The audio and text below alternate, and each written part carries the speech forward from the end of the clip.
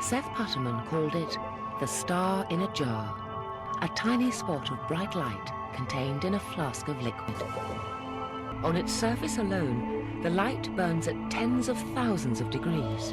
That's sonoluminescence. In 1934, two scientists, Frenzel and Schultz, created extreme light and heat when they exposed fluid to sound while experimenting with ultrasonics for developing photos faster. This was the first documented experience, but I don't believe it was the first ever.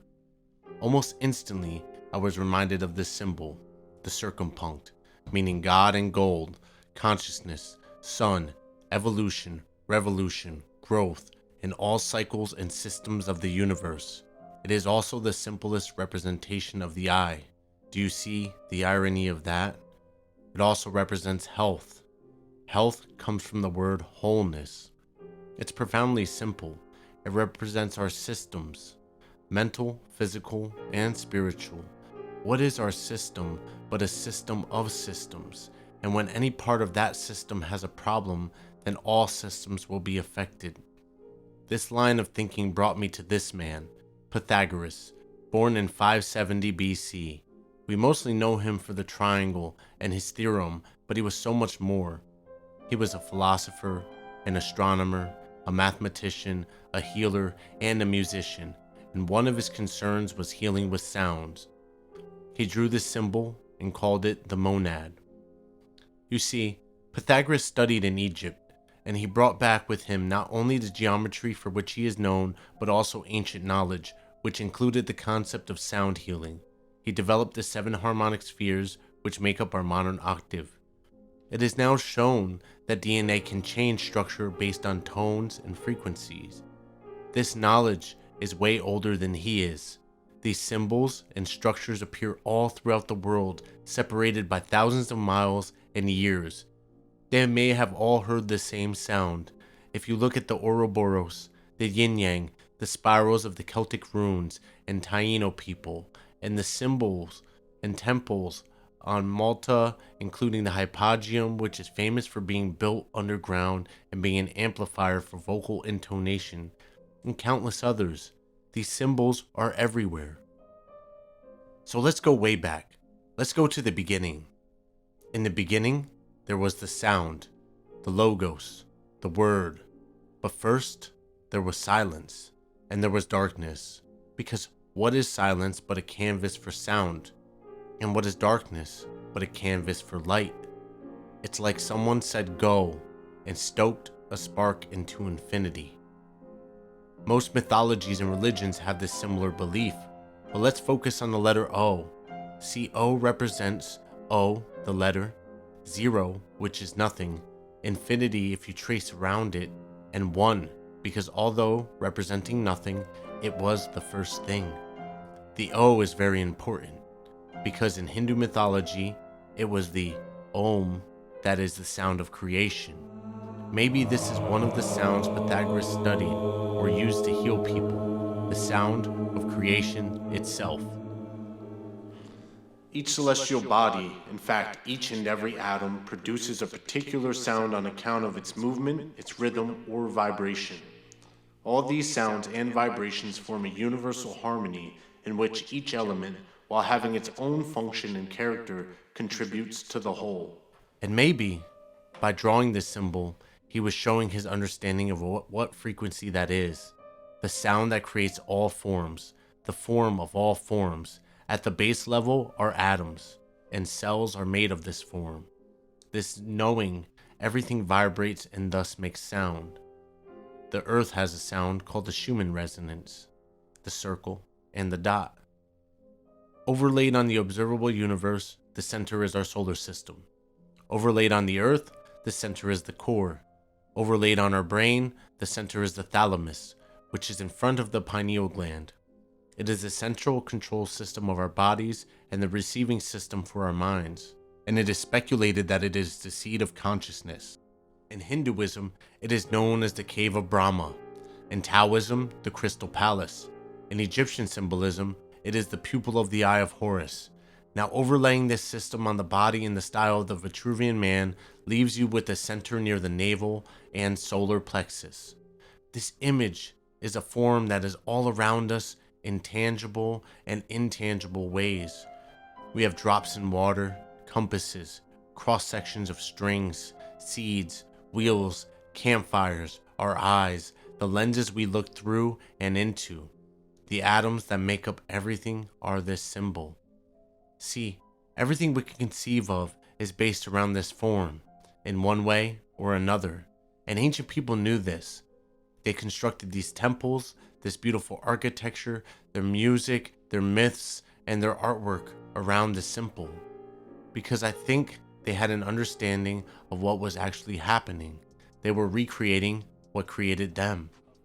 All around the world, in every continent, every religion, every mythology, you'll see and read about spirals and circles, representing this form, representing nature and the laws within it, expansion and contraction, light and darkness, inhale and exhale, mentalism, correspondence, polarity, vibration, cause and effect, gender, magnetism, and rhythm, all shown by this symbol.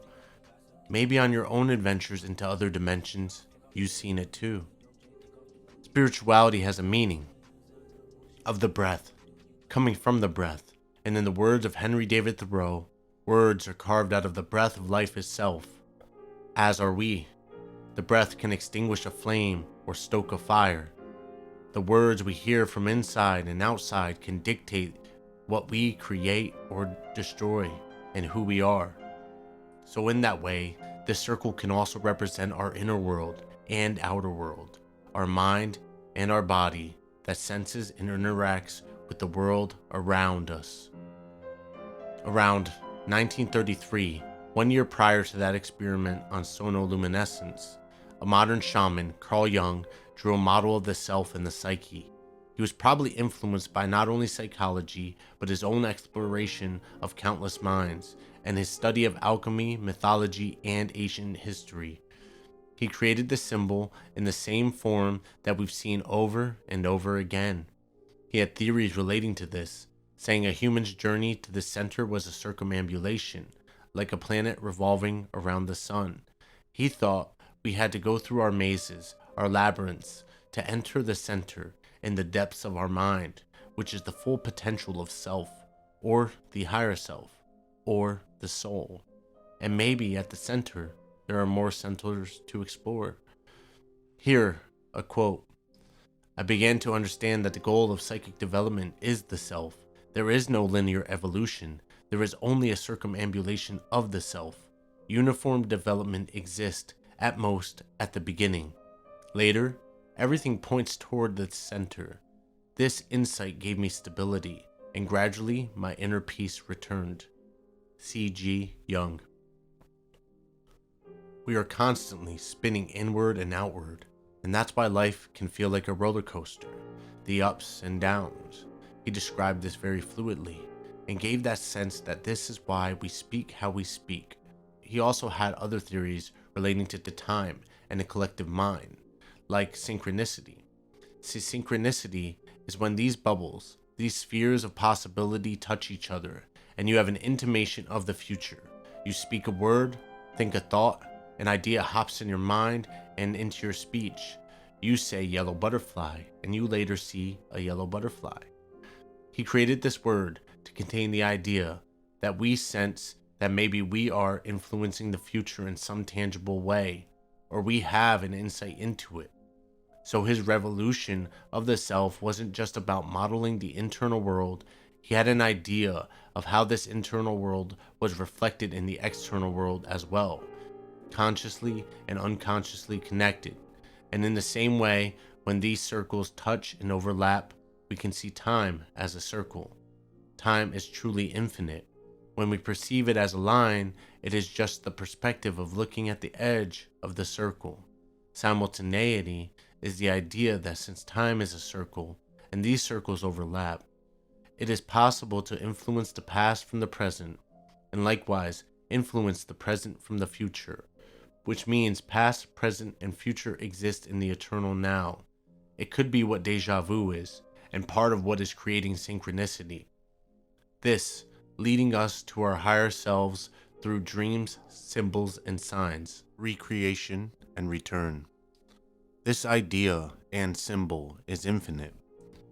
It is the foundation of the cathedral of life. This is just the surface of the depth that is contained in this symbol. In itself, it represents surface and depth, and this video is just scratching the surface. Consciousness is all around us, found through this interconnectivity, everything alive, breathing its breath, singing its song. This is a symbol capable of eternity, a two-dimensional representation of 3D, 4D, and 5D structures. These potential realities are the result of our thoughts, emotions, choices, and actions, influenced by instruments that coalesce in the interconnected orchestra of the universe. Right now, as I've played and meditated with this symbol and this idea, I've experienced countless synchronicities as I've kept them in mind, from reading to seeing to hearing to experiencing. These patterns of life have been repeated to teach, as I was given this perspective and awareness to share it with all of you. You now hold this idea. We are of the earth and of the stars. Within us is this divine spark and cosmic fire. We can be that spark in the darkness for others. We are the hub of a wheel within the wheels. What comes from the center of the wheel is the past tense of speak, spoke. Think about it. This symbol can represent us as individuals, our family, our friends, our circle of influence, our goals, our intentions, our actions, our input that shapes the amazing cathedral of our bodies, minds, and souls, which in turn builds the world we live in, which itself is built by countless lives on a living planet. It can represent our homes, our communities, our world, each piece of it. It can represent each generation and what flows from it. It can represent the small and the all. These small things that compound and create greater things. Each grain of sand on the beach, each drop of water in the ocean, each brushstroke that makes a painting, each vibration that makes a song, and the silence in between. The seconds, minutes, and hours of the day, the small actions in each consequence.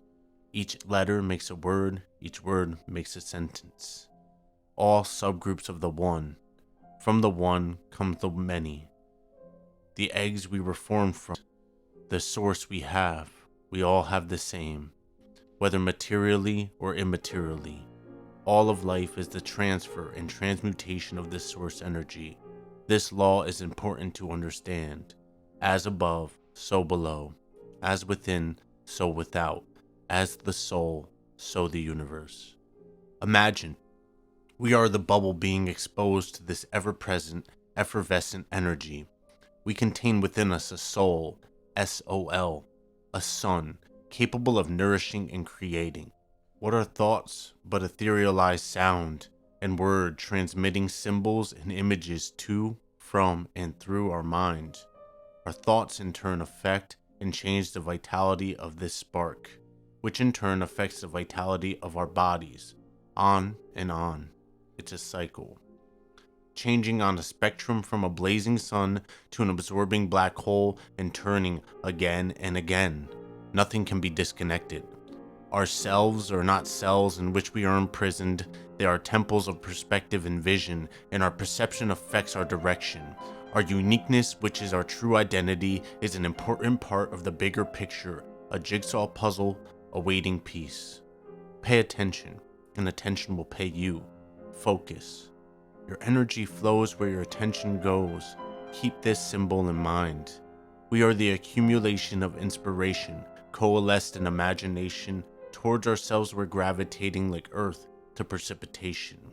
Inspiration meaning to breathe into or divine guidance. How many breaths, how many words, how many shining people and dark events did it take to bring us here right now? Think of them and how crazy it is.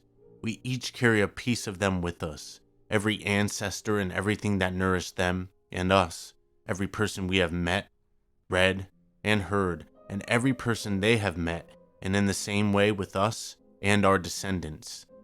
Let these words stoke your flame. You are the point of the circle. You are also the circle around the point. You are the light in the dark. You are the dark in the light. You are connected and reflected from God, universe, source, nature, whatever you choose to call it. Don't forget, you are the star in the jar. Divine by your very nature, you are free. Sing your song into the ether. Wave your wave and do the dance only you can, because you never know what might spark something else. My goal with this video was to give ground for exploration. The further I looked, the more I saw, so hopefully it can do the same for you. Let your curiosity be your guide. I left some links below for some starting points. So how do you see this? Share your perspective, and as a collective we can help each other. And until next time, make sure you refine. Please like, comment, and subscribe, and follow on Instagram if you feel so inclined. I appreciate your attention and time. Health, wealth, and peace to you and everyone you meet.